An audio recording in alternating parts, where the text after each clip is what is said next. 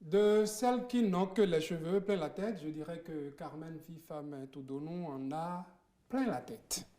Elle préfère celles qui ont la tête pleine, j'allais dire la tête bien pleine. Pour elle, Miss ne rime pas qu'avec beauté.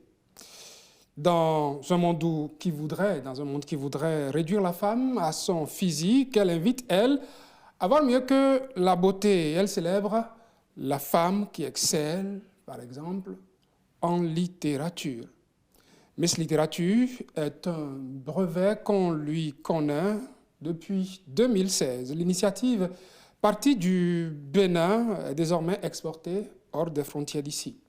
Tenez, le Burkina Faso, le Cameroun, le Congo, la Côte d'Ivoire, le Gabon, la Guinée, le Mali, le Niger, le Sénégal, le Tchad, le Togo, j'en oublie, participent désormais à ce rendez-vous de l'excellence. Quel pays décrochera la couronne cette année après les phases nationales? Le rendez-vous est pris prochainement. Et pour en savoir davantage, je reçois la promotrice de Miss Littérature, Carmen Fifam Toudonou. Bonjour. Bonjour. Ici à l'Assemblée nationale, vous n'êtes pas une intruse.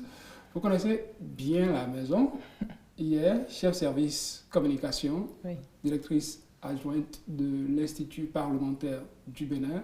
Aujourd'hui, quelque part, au service toujours de l'humanité, je dirais. Oui. Mais vous demeurez cette journaliste, cette écrivaine, docteur en communication sociale. Oui.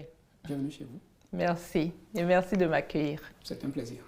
Ça a commencé en 2016, l'aventure Miss Littérature. Oui. À un moment où les concours de beauté avaient le vent en poupe, je vous le disais, pourquoi avoir choisi vous ramer à contre-courant en quelque sorte en choisissant de célébrer cette femme-là qui ne s'intéresse pas qu'à sa beauté?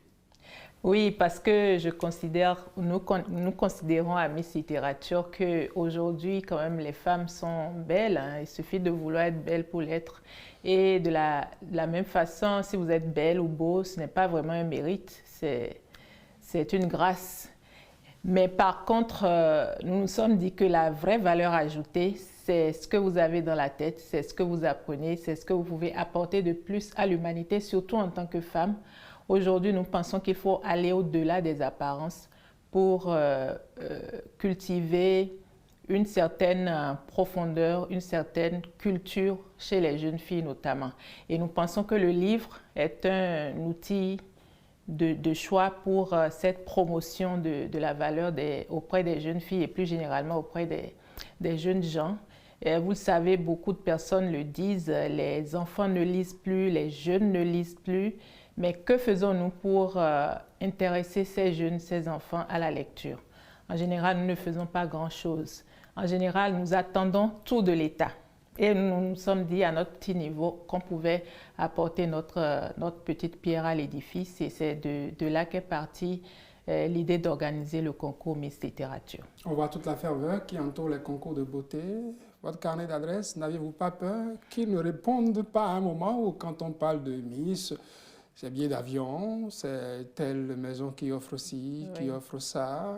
Est-ce que ça vous a intéressé tout de suite? Oui, de toute façon, moi j'avais fait déjà une expérience avant Miss Littérature, une expérience de concours. Ce n'était pas vraiment un concours de beauté, mais c'était beauté et intellect. Cela s'appelait Mister et Miss Kitoko à l'époque. J'organisais ça à Porte-Nouveau. Nous avons eu 2 éditions. Et j'ai compris à partir de cette expérience que si vous portez un tel projet, il faudrait avoir le minimum. C'est-à-dire qu'il faut avoir de quoi payer vous-même 1, 2, 3, 4, 5 éditions. Sinon, les potentiels sponsors ne s'intéressent pas à votre initiative, d'autant plus que, comme vous le dites, ce qui intéresse en général les partenaires ou ceux qui peuvent financer ce genre de concours, c'est les concours de beauté classiques. Et donc, moi, j'étais partie vraiment avec l'idée qu'il fallait que je finance moi-même les premières éditions avec mes économies et c'est ce que j'ai fait. La cible, la jeune fille, des écoles et collèges, ou est-ce que vous êtes allé au-delà? Oui, c'est surtout des jeunes filles âgées de 18 à 24 ans. Après, nous n'avons pas d'autres critères que cela. Il suffit d'être une fille, enfin, il suffit d'être de sexe féminin, il suffit d'être âgé de 18 à 24 ans. Donc cette année, par exemple, pour la finale à Cotonou, nous avons eu une couturière, nous avons eu aussi énormément d'étudiantes comme on peut s'y attendre. Parfois, les filles qui s'inscrivent aussi, ce sont des filles qui sont en première ou en terminale, généralement, mais la cible est vraiment large, il n'y a pas de limitation. Est-ce qu'il y a des livres que vous imposez? On va remonter au début de Miss Littérature.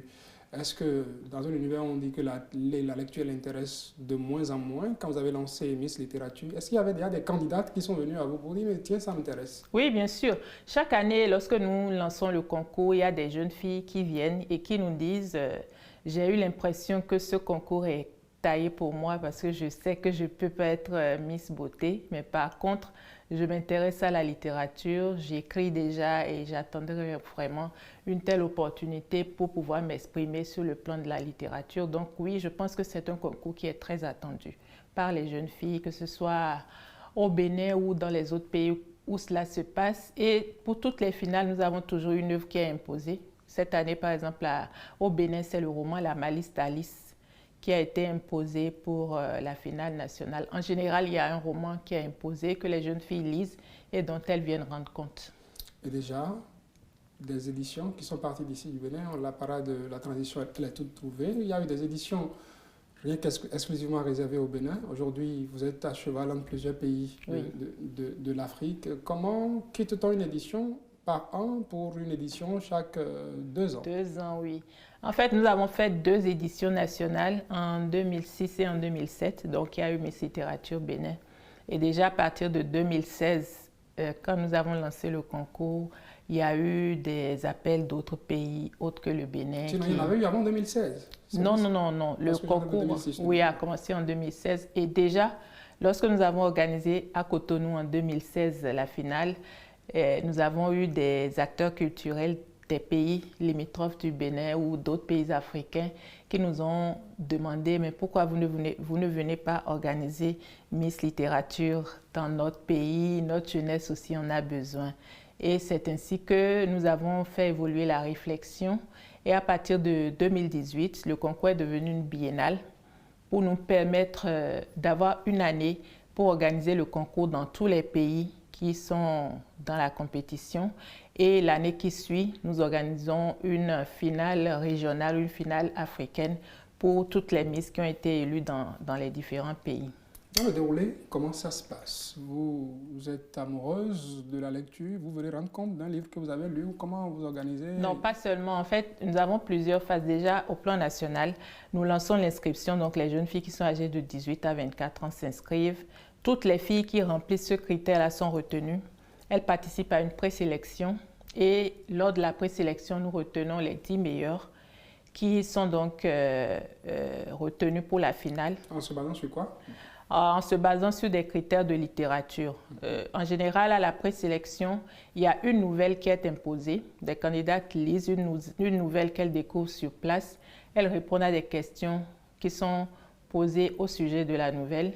Et ensuite, il y a une phase orale au cours de laquelle elles planchent devant le jury pour répondre à des questions de littérature et des questions de culture générale.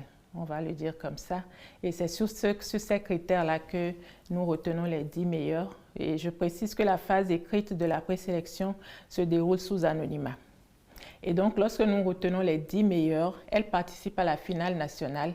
Et au cours de la finale nationale, nous avons, disons, 4 épreuves. En gros, il y a une première épreuve de présentation originale. Nous demandons aux candidates de mettre en valeur qui elles sont, leur région d'origine, ce qui les détermine en tant que personne, en tant qu'individu. Elles ont 2 minutes pour se présenter de façon originale. Elles sont habillées en tenues traditionnelles. En général, elles portent des tenues traditionnelles de leur terroir.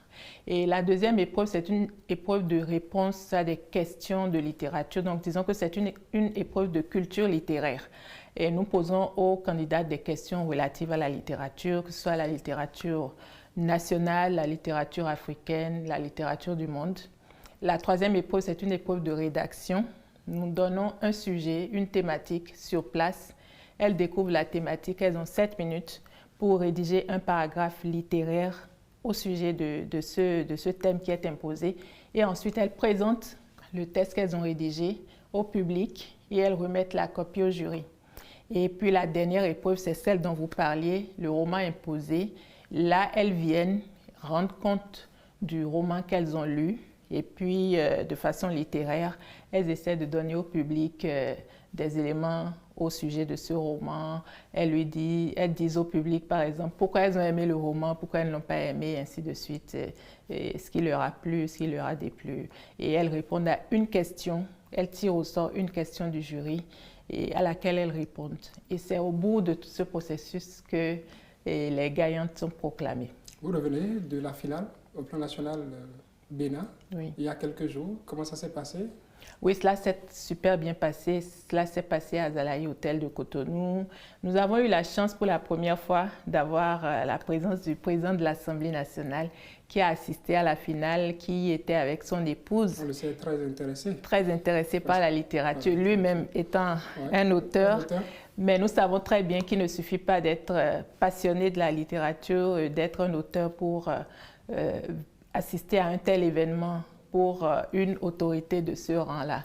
Donc je pense que le président a voulu vraiment nous apporter ce soutien-là, une caution, cette caution morale. Et je lui en suis très, très, très reconnaissante, de même que tout le comité d'organisation de Miss Littérature. Peut-être qu'une de ces éditions va imposer un de ces oui, pourquoi pas. Pourquoi pas. La Providence divine ne m'a jamais fait défaut, par exemple. Oui. Soit dit en passant. Oui. Et oui, allez-y. Donc ça s'est très bien passé. Nous avons eu une très belle finale. Il y avait beaucoup de personnalités du monde littéraire. Je veux citer aussi le président du comité scientifique du colloque scientifique de Miss Littérature, le professeur Adrien Wanou qui était avec nous, le député Hassan Seibou qui représentait le ministre d'État, qui nous a fait aussi l'honneur de participer à cette finale. Et toutes ces autorités sont restées avec nous jusqu'à la fin pour la proclamation des résultats, la remise des prix. Carmen Vametodon, dites-nous, 2016 à aujourd'hui, Miss Littérature a fait son chemin, est en train de grandir, on va dire. D'il y a aujourd'hui, qu'est-ce qui a changé? Qu'est-ce qu'on peut retenir comme innovation que vous avez apportée? Alors, ce qui a changé déjà, lorsque nous lancions le concours, franchement, l'idée c'était de faire Miss Littérature au Bénin. Mais aujourd'hui, on peut dire que Miss Littérature, les projections ont dépassé ce qui était sur le papier. Aujourd'hui, le concours ne se déroule plus qu'au Bénin. Et les perspectives en termes de croissance du concours, nous sommes déjà en train de travailler là-dessus parce que après la finale Afrique de 2025 de cette année, nous allons déjà commencer à lancer la nouvelle biennale 2026-2027. Donc, il y aura beaucoup d'innovations. Je ne vais pas tout dévoiler ici, mais je peux vous dire que nous sommes en train d'aller vers un changement de logo déjà pour commencer. Et il y aura un changement de logo avant la finale Afrique. De la même façon, nous sommes en train d'envisager de commencer le concours dans des pays qui ne sont pas francophones. Donc là, c'est vraiment en réflexion. Il y a des personnes qui vont venir de certains pays pour assister à la finale Afrique de Cotonou et qui pourront, avec notre soutien, commencer à travailler sur le concours dans des pays qui ne sont pas francophones. Et à côté de cela, nous continuons l'expansion dans les autres pays francophones d'Afrique. Et nous n'excluons pas d'implanter le concours dans des pays non africains. La prochaine biennale qui va coïncider avec les 10 ans de Miss Littérature. Exactement. Et le prochain rendez-vous, c'est en juillet. Oui. Parlez-nous-en pour... Oui, nous aurons la finale Afrique le 26 juillet. Je voulais dire que ce qui a changé aussi, c'est qu'au départ, nous avions des colloques, de 5 colloques. Et là, pour cette biennale, nous avons un colloque scientifique. Donc, un colloque avec un comité scientifique. Des chercheurs qui seront de la partie? Exactement, des chercheurs qui ont déjà envoyé des résumés, qui sont en train de travailler sur leurs articles qu'ils vont présenter lors du colloque international de Miss Littérature. Donc, le 26 juillet, ça va être la finale Afrique.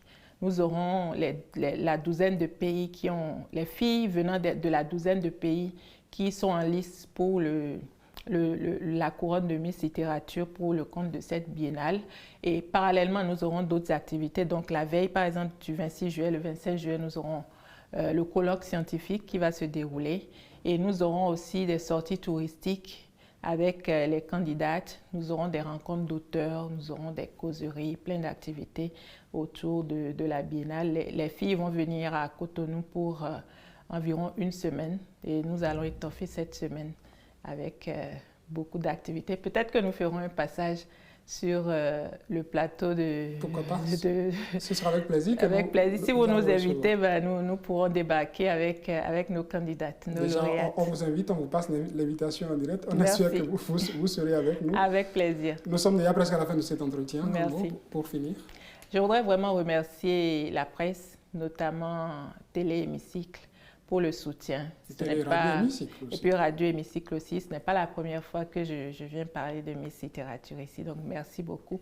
Merci à Son Excellence, Monsieur le Président de l'Assemblée nationale, qui est désormais à nos côtés pour Miss Littérature.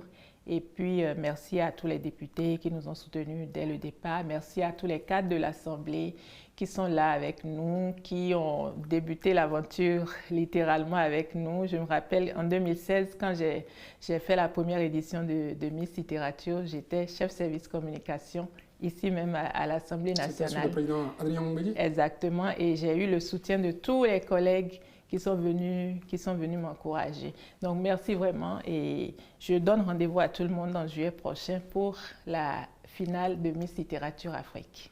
Carmen Fifamé Todonou, vous êtes la promotrice donc, de Miss Littérature qui va organiser la phase finale Afrique en juillet prochain. Mesdames, Messieurs, vous avez compris, elle a commencé cette initiative, elle fait son bonhomme de chemin. Nous ne pouvons que souhaiter bon vent à Miss Littérature. Merci. Merci d'avoir pris part ici.